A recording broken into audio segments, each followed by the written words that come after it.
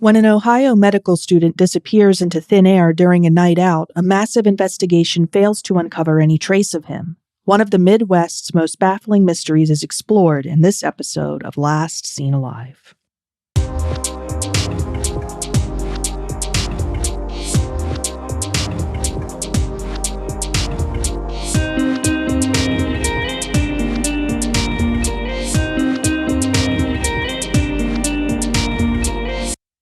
Thanks for listening to Last Seen Alive. I'm your host, Leah, crime analyst by day and true crime storyteller by night. As always, I'm your co-host, Scott. This is the revisited and enhanced edition of one of our early episodes, which features the unsolved disappearance of Brian Shaffer. The original edition was recorded in 2020, and we've revisited and re-recorded an episode on his case in 2025. As I'm sure those of you who've been listening since the early days of Last Seen Alive have noticed, our production and audio quality have improved significantly over the years. Lately, we've been working on remaking our earlier episodes. When we originally recorded them, we were doing the best we knew how at the time. However, our best wasn't the best, and we've learned a lot since then. We want to honor those victims by telling their stories with the production quality they deserve. So, we've been completely remaking all of our early episodes, including this one. A quick heads up, this episode contains discussion of the topic of suicide. Please listen with care. Brian Shaffer was last seen alive on April 1st, 2006. He was 27 years old and lived in Columbus, Ohio. The area was home for him. He'd grown up in a Columbus suburb with his parents and younger brother. As a young adult, he'd chosen to attend a local college, Ohio State University. Not only did he complete an undergraduate degree there, he went on to attend the university's medical school. Brian was an outgoing, funny, and intelligent guy. Getting into medical school is notoriously tough, but he was smart and academically inclined. After completing his undergraduate degree in microbiology, he'd had no trouble getting in. By 2006, he was a second-year medical student well on his way to a successful career in medicine.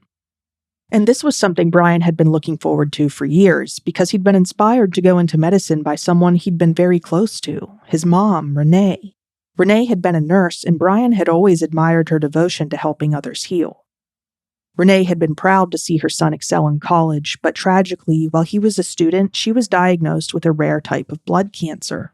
Her fight with the disease was short and intense. During her illness, Brian spent a lot of time with her. The cancer forced him to see his mom, who he'd watched caring for others for so many years, become a seriously ill patient herself. It was heartbreaking.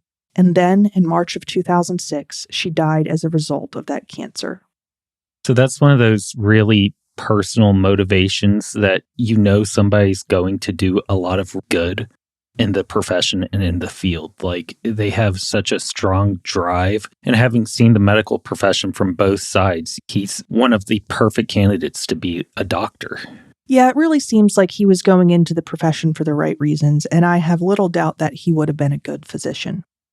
Brian was, of course, deeply affected by his mom's death. Nevertheless, he continued with his studies until spring break arrived 3 weeks after his mom's passing. A break is, of course, always welcome for any student, and perhaps especially medical students who are notoriously overburdened. But Brian had more than just a break from the usual course load to look forward to. He also had a final gift from his mom. Just months before, Renee had gifted Brian with a trip for 2 to Miami, Florida. Brian absolutely loved beaches and tropical locations. In fact, he was known to say that in a perfect world, he'd live by a beach somewhere playing music like Jimmy Buffett. So a trip to South Florida was something his mom had known that he would really enjoy. That's really sweet of her. Yeah, it was. And Brian was looking forward to taking the trip with his girlfriend, Alexis, who was also a second-year medical student. They'd been dating for a while, and their relationship was serious enough that some family and friends speculated that Brian might even propose to her during the Florida trip. So in short, the trip was a big deal. Those who knew Brian said that he wouldn't have missed it for the world. But Brian did miss it. Brian and Alexis were scheduled to depart for the trip just a couple days after spring break began at Ohio State University. Like all the other medical students, Brian had been working relentlessly to prepare for exams, even pulling all-nighters to study. When that was finally over, he went out to a celebratory steak dinner with his dad, Randy, on the evening of Friday, April 1st. During the dinner, Randy noted how utterly exhausted Brian seemed. It was clear that his course load and grief had taken an enormous toll on him. Brian mentioned to his dad that he planned to keep the celebration rolling by going out for a few drinks with a friend of his that night, and his dad didn't think that that was such a great idea. It was obvious that the past week had hit Brian like a Mack truck, and he needed rest. Randy didn't say that, though. Brian was 27 years old, far past the age of parent-mandated bedtimes, and if he really wanted to go out and celebrate, well, that was his decision to make. So Brian did go out that night. At 9 p.m., he met that friend, a fellow student named Clint Florence, who he'd once shared a dorm with, at a bar called the Ugly Tuna Saloona. An hour later, at 10 p.m., Brian called Alexis, who was out of town, squeezing in a visit with her family in Toledo before she and Brian left for their vacation. They spoke briefly, and she had no way of knowing at the time, but it would be the last time they ever spoke. Now, Brian and Clint didn't just park themselves at the Ugly Tuna for the night. Instead, they hopped from bar to bar, each of them downing a shot of liquor at every stop. Around midnight, a friend of Clint's named Meredith joined them and eventually gave them a ride back to the Ugly Tuna for one last round. And this is where things went wrong. At some point, Brian separated from Clint and Meredith. It's not known why or exactly when. One article I read from Mel magazine described it as the three being separated, quote, in the shuffle, end quote, as if it hadn't been a formal or intentional separation. But we don't really know for sure. Yeah, so it sounds like they were kind of doing a pub crawl and they were just hopping around. And when you have multiple people and you're going to multiple different locations, it's hard enough to stay as a group. So when you get to that final location and y'all have already had multiple drinks and you are tired, it's difficult to keep everything organized sometimes. So you can kind of see how easy it is for somebody to get lost in that confusion. Oh, definitely. The good times were rolling. They were going to local college bars that they knew. They were meeting people they knew. Maybe they were meeting new people. People drift apart. You get to socializing with different people. Totally normal. At any rate, it was almost closing time. The lights came on, and Clint and Meredith searched for Brian. Clint called Brian's cell phone repeatedly, but no one answered. He checked the men's restroom, but Brian wasn't there either. Clint and Meredith both wove through the crowd calling his name, but there was still no sign of him. When the bar closed, they stood outside its doors and watched the other patrons file out, but Brian wasn't among them. At this point, they decided that Brian must have gotten tired of being out and must have gone back to his apartment without them. A little strange, maybe, but at this point it was 2 a.m. and Brian had been through a lot recently and had already been exhausted when the night had begun. Maybe it had just gotten to be too much. So they had little choice but to leave the Ugly Tuna along with the rest of the patrons without Brian. The next morning, Alexis, who was still visiting her family in Toledo, called Brian's cell phone so they could discuss their upcoming trip. When he didn't answer, she figured he might be sleeping in, possibly hungover. After all, she knew he'd been out late drinking with friends, so she decided to let him rest and try again later. Makes perfect sense. Right, but when she tried again, he still didn't answer, and she started to worry. Being out of town, Alexis couldn't physically check on him herself, so instead, Brian's dad, Randy, went over to Brian's apartment to see if he was there. Everything inside the apartment looked neat and orderly, just like it usually did, but Brian was conspicuously absent. His car was parked in the lot where he'd left it. Now, when he'd gone out with his friends, he of course had not driven because he'd been drinking, so the car being in the parking lot didn't necessarily mean that he'd made it home the night before. All it meant was that he hadn't gone anywhere in it since. Now, Brian's family and Alexis were left to wonder whether he'd gone to a friend's house for the weekend. His brother, Derek, even wondered whether he might be playing some kind of joke. After all, he'd disappeared on April 1st. April Fool's Day. What if it was just some elaborate prank? I mean, unfortunately, we do live in a society where you do have to kind of take that into account. Now, is vanishing on April Fool's Day a little bit extreme, even for a wily prankster such as myself? Yes. Yeah, if my loved one was missing and they vanished on April Fool's Day, I would want to believe that it was a prank before I wanted to believe that something bad had happened to them, so I get it. According to an article from the Columbus Dispatch, Alexis returned from Toledo and went straight to Brian's apartment where she camped out, hoping that he'd walk through the door at any moment. But when Monday morning, the day they were supposed to leave for their tropical vacation, arrived, she was still alone. And that was when she and Brian's dad and brother became absolutely certain that Brian wasn't playing a joke and that he hadn't just lost track of time or acquired a nasty hangover. Something was really wrong. Randy filed a missing persons report with the Columbus police. And while Randy, Derek, and Alexis searched for answers on their own, the police launched their own professional investigation.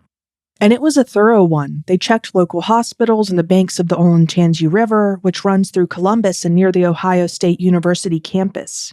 From the Ugly Tuna Saloona, the river's nearest bank is slightly over a mile's drive or walk away, so not terribly far. They also searched the Ugly Tuna Saloona and even dug through the trash cans in nearby alleys. They checked homeless shelters and followed tips into landfills. None of these efforts yielded any sign of Brian, and, fearing the worst, investigators even had cadaver dogs and their handlers search campus grounds. Still, nothing. It was almost as if Brian had disappeared into thin air, and that sentiment, as impossible as it is, became even stronger when investigators reviewed security footage from the Ugly Tuna. Now, at the time, the Ugly Tuna wasn't a street-level bar. It was a second-story facility located above other bars that occupied the first story. To reach the Ugly Tuna, guests ride an escalator up from the ground level. Keep this in mind during this next part of the story. And for the record, I said at the time because the Ugly Tuna Saloona still exists today, but in a different building. So if you look it up now, the current building you'll see pictured is not the one that Brian visited on the night of his disappearance. Yeah, this part of the case, I find myself thinking about it frequently. It's very strange. Yeah, and I mean, every time we talk about somebody going missing in a college town or that's associated with the college, I always think back to just how strange this part of the case is. Right, there's no way around it. This is a perplexing case, and I'm going to level with you. I'm not going to debut some theory that I think is really what happened. I have no idea what happened to Brian. Very mysterious. Anyway, remember how Brian and Clint left the Ugly Tuna early in the night, then returned later with their friend Meredith? I do. Well, when investigators reviewed security footage, they clearly saw Brian entering the bar for the second time that night with his friends. But, unlike all the other guests that night, he was never seen leaving. Now, as strange as this is, I have to clarify, although Brian wasn't seen leaving the bar on camera that night, he was seen again on camera after returning to the bar for the second time that night. At 1:55 a.m., footage shows him standing just outside the bar near the top of the escalator I mentioned, talking to two women. After the conclusion of their conversation, he walks out of the frame. Investigators say it appears as if he's walking back into the bar, and it does, but his supposed reentrance isn't actually captured on camera, for the record. For anyone who'd like to see the last known security footage of Brian, we've got a link to a video from Dateline up on our website. The link is in the show notes. If you don't want to take the time to watch the video, though, no big deal. We've also got still frames up on our website. Yeah, to summarize it simply, he just walks out of frame and then just vanishes. Like, I don't understand. There's not really a way for him to go anywhere. Right. Now, it's also notable that several people told investigators that they had seen Brian re-enter the bar with their own eyes, but the only evidence of this is their word. He was never caught on camera again after that point. And for the record, the Ugly Tuna was a lively college bar, the kind of place that served giant cocktails and bowls with multiple straws thrown in, and it's likely that the majority of the patrons were intoxicated. Yeah, and to that point, I mean, he had been there multiple times throughout the night. It's easy for somebody to lose track of time in those situations and get when you saw him mixed up. At 2 a.m. after a full night of bar hopping, does time even exist anymore? Not in the same way it does at 2 p.m. Yeah. So, also for the record, Scott, this is where I mention our old nemesis that has appeared in several past episodes. The panning security camera. You know my feelings on panning security cameras. Unless they're manually controllable, in today's society, there's no space for them, especially when you have so many options for like decent 360 cameras. Right. Keep in mind, though, this happened almost 20 years ago. Things were a bit different. Yeah, and they were very popular at the time. They were widely available. It made sense from a sales aspect to go, you can cover so much more space with one camera. Sure. And that kept costs down. But ultimately, this is where those gaps in the camera systems occur. Yeah. Now, according to reporting for Columbus Monthly by April Johnston, one of the bar's cameras was a panning camera and the other was operated manually, which I assume means that it can change direction at the behest of whoever's working the controlling software, if anyone's working it. So it's not like it would have been impossible for Brian to exit the Ugly Tuna Saloona without being caught on camera. Furthermore, at the time of Brian's disappearance, there was one exit from the Ugly Tuna bar that wasn't under any kind of video surveillance. It was a temporary service elevator necessary because construction was being done within the building that housed the Ugly Tuna along with other businesses. However, as the Mel magazine article I mentioned earlier points out, if Brian had exited through the elevator shaft, security cameras from other nearby bars and businesses likely would have captured him, but they didn't. And there were a lot of cameras in the area. According to that same article, the city of Columbus is the most surveilled city in the state of Ohio, with more surveillance cameras within its limits than the cities of Cincinnati, Cleveland, and Toledo combined. So clearly, somehow, at some point, Brian did leave the Ugly Tuna, seemingly without being captured on any security cameras. Otherwise, he'd still be there today, which he is not. But when and how he left, well, that's still a mystery nearly 2 decades later. Investigators don't think he took the main entrance, the escalator, out, though. One of the investigators who originally worked the case, Detective Andre Edwards, told Columbus Monthly in 2014, quote, "I can say with 100% certainty that Brian Shaffer did not go back down that escalator," end quote. Which suggests, of course, that Brian may have left the building through the construction area. When it comes to what exactly happened to Brian, well, there are a lot of theories, both among investigators and among the public. According to what Sergeant Denise Reffitt told Columbus Monthly in 2014, at which point she was assigned to the Columbus Police Department's Missing Persons Unit, investigators had 3 different theories. She explained, quote, "We have 3 different theories, but none that we can discuss," end quote. Which 3 theories investigators find plausible is unknown. But among the public, there are more than 3 theories that are popular, to varying degrees. More on those next. And now, back to Brian's story. The investigators assigned to Brian's mysterious disappearance have stated that they have 3 theories that they believe are plausible, but haven't publicly revealed what those theories are. Meanwhile, theories abound among the public. One theory, and perhaps the most optimistic one, is that Brian may have disappeared voluntarily. That is, that he may have succumbed to the significant stress he'd been under and decided, out of desperation, to leave everything behind. And it's not hard to see why people may wonder if this is what happened. Remember that beach band life fantasy Brian had? Oh, yeah.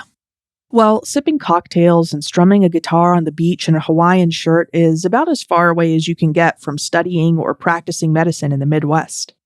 There'd always been a part of Brian that had longed for a laid-back lifestyle. In fact, he liked to tell friends that he wouldn't practice medicine forever. Eventually, he'd head south and start his own band. As I sit here in a flamingo polo and pink shark swim trunks, I mean, it's not hard for me to find myself enjoying the allure of escaping to beach life. Right, you get it. In the wake of his disappearance, some people couldn't help but wonder, what if he'd decided to fulfill that dream early? Life had been so difficult for Brian in the months leading up to his disappearance that it's not hard to imagine that he might have dreamt of an escape. Plus, grief aside, pursuing a career in medicine is usually a lifelong commitment. Although Brian was halfway through medical school, even when it was finished, he'd still have to complete years of residency and possibly even more advanced specialty training, depending on what area of medicine he chose to practice in. To say that becoming a physician is a demanding path is a massive understatement. What if he decided that he just wasn't up for it after all? Supporters of this theory often point to some statements Brian made to Alexis in the weeks prior to his disappearance. According to an article from the Columbus Dispatch, a couple weeks before his disappearance, shortly after his mother's death, Brian asked Alexis to just go away with him. Then, just a few days before his disappearance, he told Alexis to move on and find someone else because he was struggling so badly with his mom's death. Obviously, that could be taken as a sign of depression. However, when you're going through all of that stress and dealing with it all, people say all kinds of things. And it might just be a temporary relief and get some of those thoughts out of his head. Like, it doesn't necessarily define how he was at that time. Right. So clearly, thoughts of running away from it all and even breaking up with his girlfriend had crossed Brian's mind. But then, like you said, a lot of thoughts cross the mind when grief is fresh. Which begs the question, was he actually serious about any of it?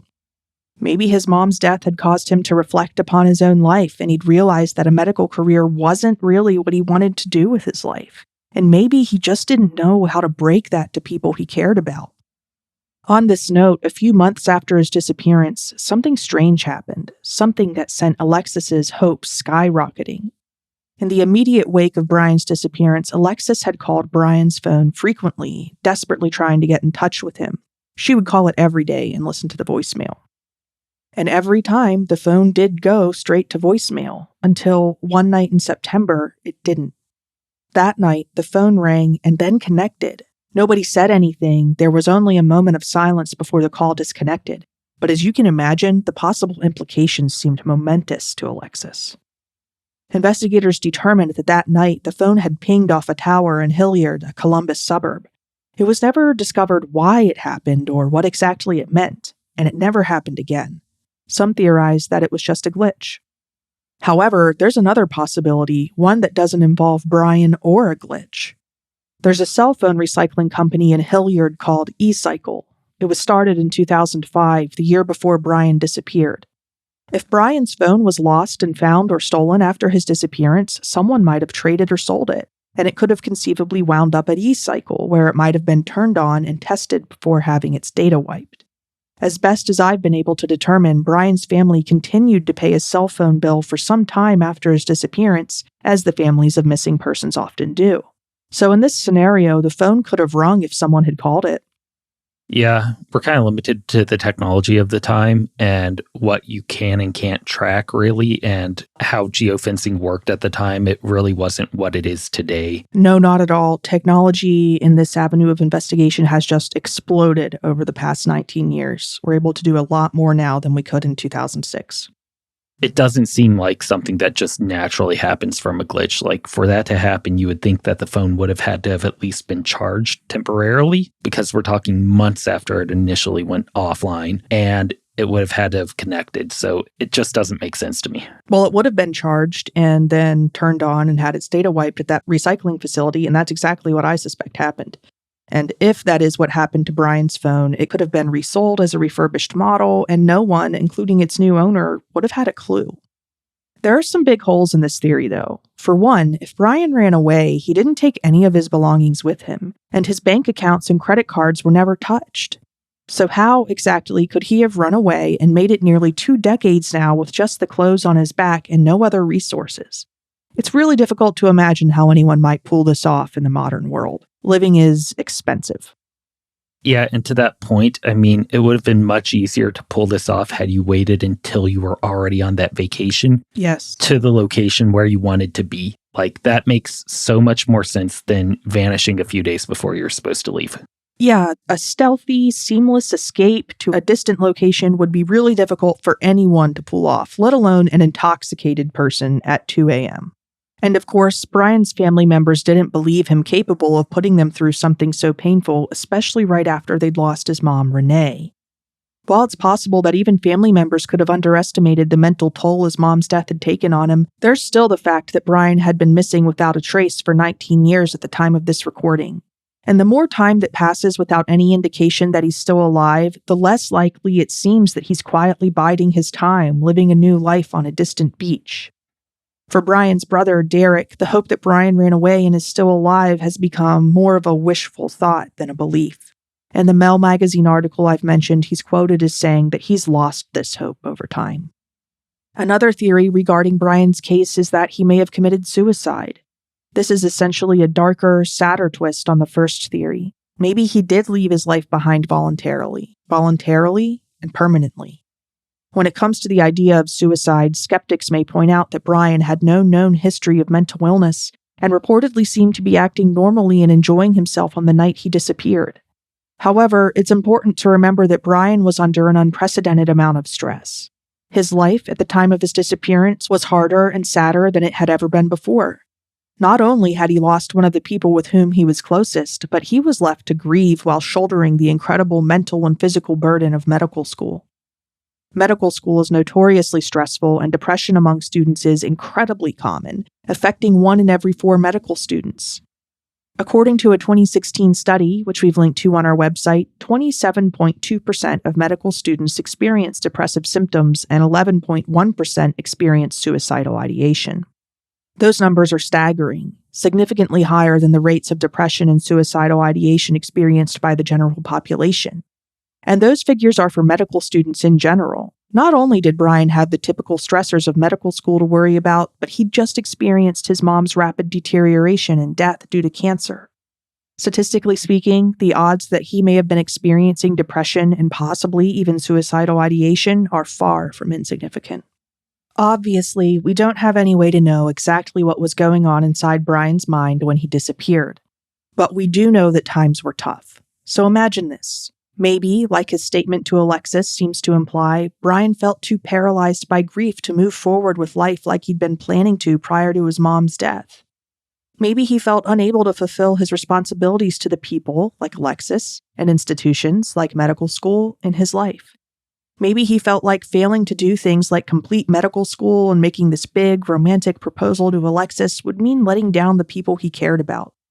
Maybe he felt that dropping out of medical school would be an insult to his mom's legacy, and bailing out on Alexis would break her heart. Maybe all of that was too much to face. Maybe he felt like there was only one way out.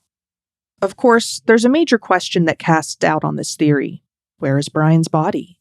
Usually, the remains of suicide victims are located, often without too much difficulty.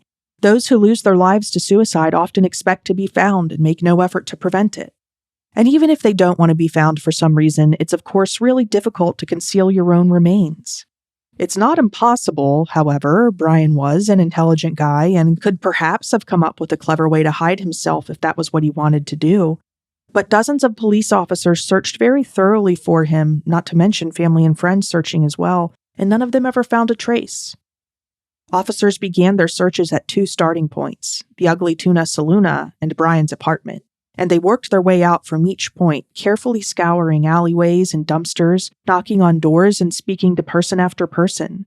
They even searched the river that ran close to one side of Ohio State campus, and on some occasions went to landfills. That's a lot of effort. It was, so the odds are fairly strong that if Brian had committed suicide, his remains would have been found at some point within these past 19 years. Others have speculated that the construction ongoing at the Ugly Tuna Saloona, not necessarily the restaurant bar itself, but the construction may have had something to do with Brian's disappearance. What if he'd stumbled into the construction site and had had some kind of accident? He had been both exhausted and intoxicated that night, after all. I've been waiting to speak to this because as somebody that has spent working for different college law enforcement departments, where construction was perpetually going on, when it comes to construction zones, they are the flame to the moth of the college student. Okay. Like, they are so just magnetizing. The amount of times we have had people arrested for going into them and breaking into them and trying to vandalize construction zones, or just going in and exploring the remains of buildings. There are so many different scenarios where college students go in to construction zones. And that's also while they're sober. When there's one near a bar, that number is exponentially increased. All right, then. Now, I will say Brian was significantly older than the average college student. You know, he wasn't a teenager. He was 27. He sounds like he was a pretty mature guy. So I don't know if he would have gone in out of curiosity, but gone in to get out of the building. Sure, I could totally see that. You deal with both. And then there are the ones that just stumble in because they get lost or confused, because construction zones can be confusing to go through. Sure, especially when you've been drinking. Now, if that's what happened, though, where are his remains? I've seen some forum discussions online where people speculate that upon finding Brian's body, construction workers might have conspired together to hide it and conceal a fatal accident. However, in my personal opinion, I don't think that's a particularly likely explanation for his disappearance. In my professional experience dealing with this, we've had construction workers call us out because somebody moved some of their signage inside of the construction zone. Construction employees, they are very specific, and if it comes to something like this, they have no reason to hide it. It makes as much sense as somebody from the Ugly Tuna Saloona hiding the body. It just doesn't make sense. Totally. I mean, you discover a tragic accident, maybe the victim was intoxicated, that's sad, but then you cover it up, that's a felony. Why would a team of people all agree to take that risk for no real reward? Now, another possibility is, of course, that Brian met with some form of foul play. The area in which the Ugly Tuna was located was a relatively high-crime area with an already high-crime city. If Brian really did decide to slip away from the bar a little early and walk home on his own, being intoxicated could have made him an attractive target for criminals, particularly for robbers.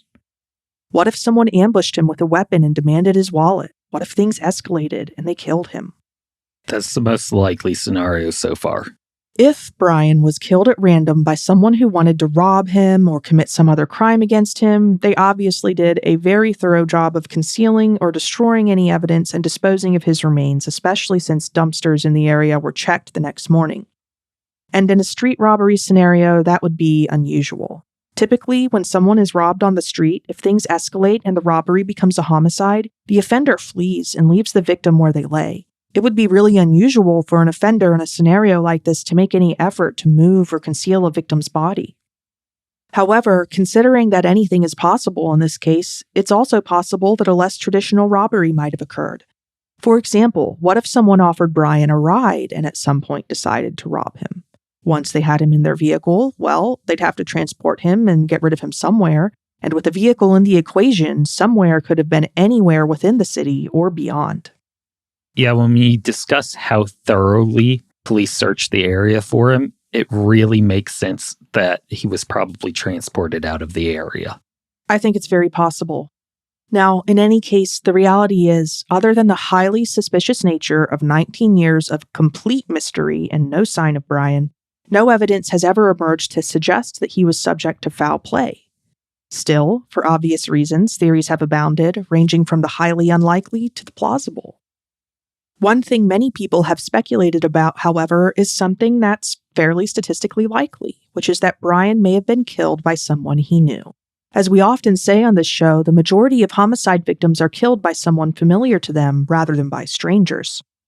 There's no hard evidence to support this theory, but there's no hard evidence to support any theory in Brian's case. With that being said, many have wondered whether Brian's friend and former roommate, Clint, may have known more than he's disclosed about Brian's disappearance. And it's not hard to see where their suspicions are coming from. After Brian's disappearance, Clint was less cooperative with law enforcement than anyone else involved. He lawyered up almost as soon as the investigation began and also declined to take a polygraph test when police requested that he do so. Now, there is nothing wrong with retaining an attorney or declining to take a polygraph test, the results of which are notoriously unreliable and are not admissible in court anyway.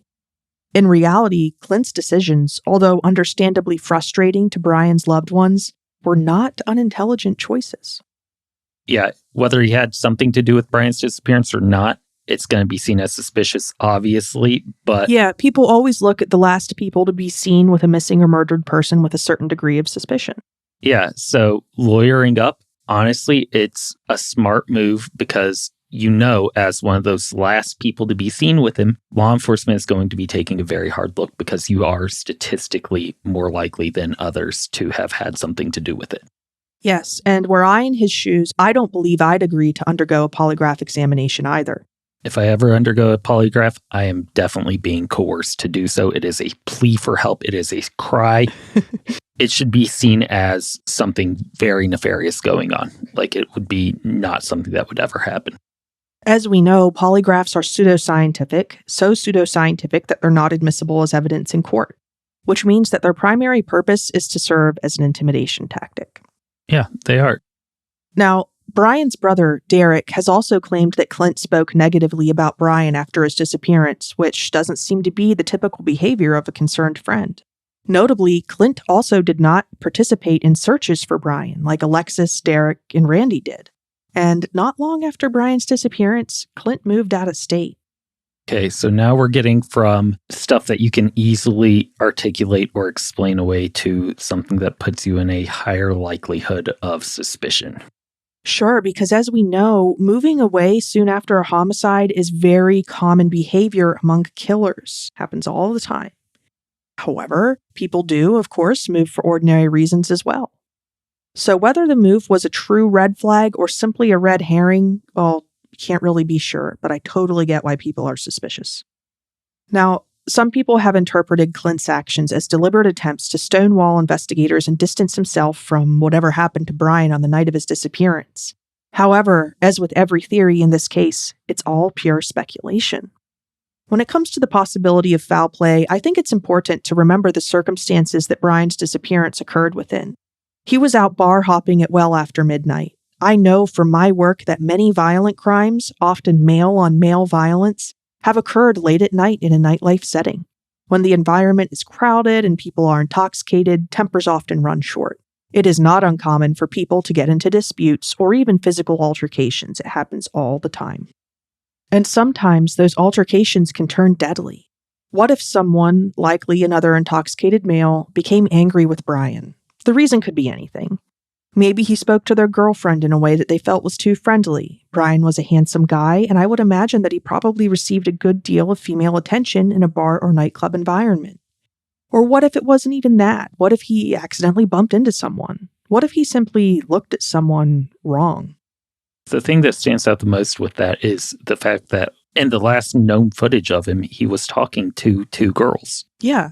So some people will commit violence over the tiniest of perceived slights, especially when intoxicated.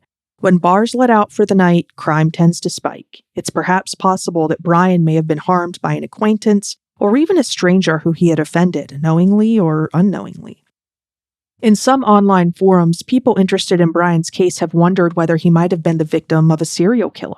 No evidence has ever arisen to support this theory, but then no evidence has ever arisen to support any theory, really, so this avenue of speculation isn't surprising. Who knows? I mean, when we were talking about robbery, that was the first thing that came to my mind for why it's different than the average street robbery. If he did happen to come across the path of a serial killer while he was intoxicated, he would have made an easy target, and these people are predators. They know the signs. We know there are serial killers who target individuals leaving bars. We've done episodes about stuff like that before. It happens. Now, Brian's disappearance and the mystery surrounding it took an enormous toll on his dad, Randy. When Brian went missing, he was already grieving the recent loss of his wife. The stress of these back-to-back tragedies consumed his life, and he worked constantly to try to find Brian. He physically searched for him, hung up posters, organized group searches and remembrance vigils, and gave media interviews where he tearfully pleaded with the public. He even reached out via letter to the friends Brian had been with on the night of his disappearance, Clint and Meredith, begging them to tell investigators what they knew, if they knew anything. He even consulted with psychics and attempted to follow up on their tips himself, wading into the Olentangy River in pursuit of answers that would remain elusive. Randy spent the rest of his life trying desperately to figure out what happened to his son. Unfortunately, the rest of his life wasn't very long. Just a couple years after Brian's disappearance, tragedy struck the Shaffer family again when a freak accident took Randy's life. During a windstorm, a branch fell from a tree and fatally struck him. His neighbor discovered what had happened the following morning. The then president of the Central Ohio Crime Stoppers nonprofit, which had been helping Randy search for Brian, gave the eulogy at Randy's funeral. This left Brian's younger brother Derek as the only surviving member of his immediate family. Within just a few short years, he'd lost his mom, his dad, and his only sibling. This is more tragedy than any one person should have to bear, and needless to say, it hasn't been easy for him or for his wife, who also knew the family, including Brian. As for Alexis, she's achieved her goal of becoming a successful physician and is married with a family. Still, she's been living with this mystery for years, and that cannot be easy. So what did happen to Brian? Did he leave life as he knew it behind for some distant beach? Did his grief drive him to commit suicide? Was he the victim of a random crime, or perhaps killed by someone he knew? The possibilities are staggering, and Scott, this is a well-known case, the most well-known case we've ever covered, I'm pretty sure. So there are a lot of people who know about it and who have their own theories which they may feel strongly about. But personally, with the information available to us, I'm not sold on any one theory. I find this case truly baffling, and unfortunately, there haven't been any updates in this case, at least not so far as the public knows, since we recorded our original episode on it 5 years ago. The mystery remains. You know, I'm generally pretty good at coming up with some sort of theory, and so far, honestly, it feels like it could be a possibility of multiple different aspects of these individual theories that could have happened. Exactly. Even so, someone out there probably knows something, and that someone holds the power to give Brian's family and friends the closure they deserve. If you're that someone, please report what you know. You can contact the Columbus Police at 614-645-4545 or the Central Ohio Crime Stoppers at 614-461-8477. You can also submit an anonymous tip to Central Ohio Crime Stoppers online at their website, stopcrime.org. And if you found this episode to be of special interest, you may want to check out our episode on the unsolved homicide of Dr. George Cronus. His case isn't related to Brian's, but he was a medical doctor and was killed under extremely mysterious circumstances. His case remains unsolved, and we aired our episode on it in August of 2021. You can scroll back to then in our feed to listen if you'd like. That's all for this episode of Last Seen Alive. Thanks for listening. Make sure you check out our website, lastseenalivepodcast.com, for photos from the story and links to the sources we used to write it. While you're at it, follow us on Insta at LSA Podcast, TikTok and YouTube at Last Seen Alive Podcast. Episodes of Last Seen Alive air every Monday. See you then. If you think bringing unsolved cases like Brian's to the public's attention is important, please take a moment to rate or review Last Seen Alive and tell your friends to check us out too. We really appreciate it. Also, don't forget to check out our merch store, which is up and running again with new designs after a hiatus. It's where you can get all kinds of LSA goodies like t-shirts, hoodies, and coffee mugs. We donate 50% of the proceeds from every sale to the DNA Doe Project. Last Seen Alive is a Studio 222 production. Research and writing for this episode is provided by you, Leah. Audio engineering, editing, and hot takes are provided by me, Scott.